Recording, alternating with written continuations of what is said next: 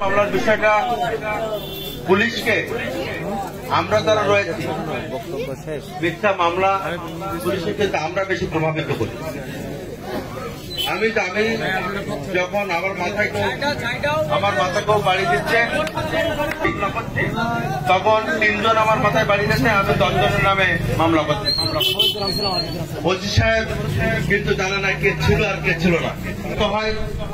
তখন সত্য বেরিয়ে আছে যে 3 জন ছিল 7 জন। মিথ্যা মামলা আমরাই বেশি উৎসাহিত করি। আমরা যারা মামলা বাদী হই তারাই বেশি উৎসাহিত করি। সুতরাং এ বিষয়ে আমাদের অন্তত বিবেকের কাছে আমাদের ঋণী থেকে যে আমরা অন্তত যারা ঘটনার সঙ্গে জড়িত তাদের বিরুদ্ধে আমরা মামলা দিই। তবে যদি কোনো অন্যভাবে বিনা কারণে কারোর বিরুদ্ধে মামলা হয়, আপনার লোকটি ছিল না বা লোকটি ঘটনাস্থলে জড়িত না, আপনি এই লোকটির নামটি বাদ দিয়ে মামলা নেন। আমার মামলা নিতে না বললে, যদি বলি মামলা না নেই, তাহলে তিনি মার খেলেন বা তার উপর অন্যায় করা হলো, সে আবার আইনের অধিকার থেকে বঞ্চিত হলো। সুতরাং সবকিছু দেখে বিবেচনা করে সিদ্ধান্ত নিতে হয়।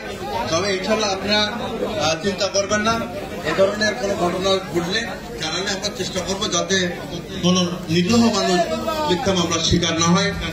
আর আমাদের এলাকায় এটির একটি প্রবণতা সৃষ্টি হয়েছিল। ধীরে ধীরে আপনারা খেয়াল করেন যে ধীরে ধীরে সেই শক্তির ক্ষমতা আস্তে আস্তে কমে যাচ্ছে। তারা আস্তে আস্তে নিষ্ক্রিয় হয়ে যাবে, আরো নিষ্ক্রিয় হয়ে যাবে। অপেক্ষা করেন, ধৈর্য ধরেন, আরো নিষ্ক্রিয় হয়ে যাবে। একের পর এক জনগণ তাদেরকে ব্যর্থ করে দিচ্ছে, আপনারাই তাদেরকে ব্যর্থ করে দিচ্ছেন। যারা দালাল শ্রেণীর মানুষ, যারা বাটপাত শ্রেণীর মানুষ, যারা দখলদার মানুষ, তাদের ক্ষমতা আপনারাই আস্তে আস্তে ব্যালটের মাধ্যমে আস্তে আস্তে তাদের ক্ষমতাকে আপনারা নিশ্চিহ্ন করে দিচ্ছেন।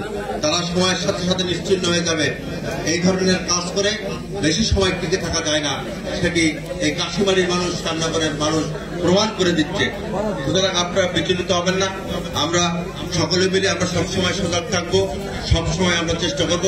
এবং আমাদের এই যে 2টি খালের কথা বললাম, এই 2টি শুধু খাল নয়, এই কাশিমারির ইউনিয়নে যে সমস্ত খাল দখলদার মানুষরা, যারা জনগণের খাল উন্মুক্ত থাকার কথা অথচ তারা দখল করে খাচ্ছে, আমাদের মাননীয় সংসদ সদস্য মহোদয় নির্বাচনী ইশতেহারে এই ঈদগাহ মাঠে উনি বলেছিলেন, আপনাদের মনে আছে কিনা, যে সকল খাল উনি উন্মুক্ত করে দেবেন।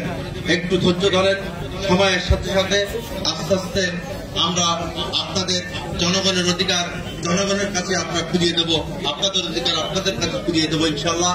আপনারা আমার জন্য দোয়া করবেন, আমিও আপনাদের জন্য দোয়া করি।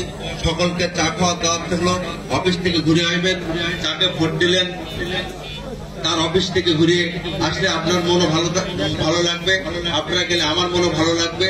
ইনশাল্লাহ দেখা হবে বিভিন্ন সময়ে, বিভিন্ন আচার অনুষ্ঠান, বিভিন্ন কার্যাদির মধ্য দিয়ে দেখা হবে ইনশাল্লাহ। সকলেই ভালো থাকবেন। নামাজের সময় পার হয়ে যাচ্ছে। সকলকে ধন্যবাদ। আসসালামু আলাইকুম ওয়া রাহমাতুল্লাহি ওয়া বারাকাতুহু।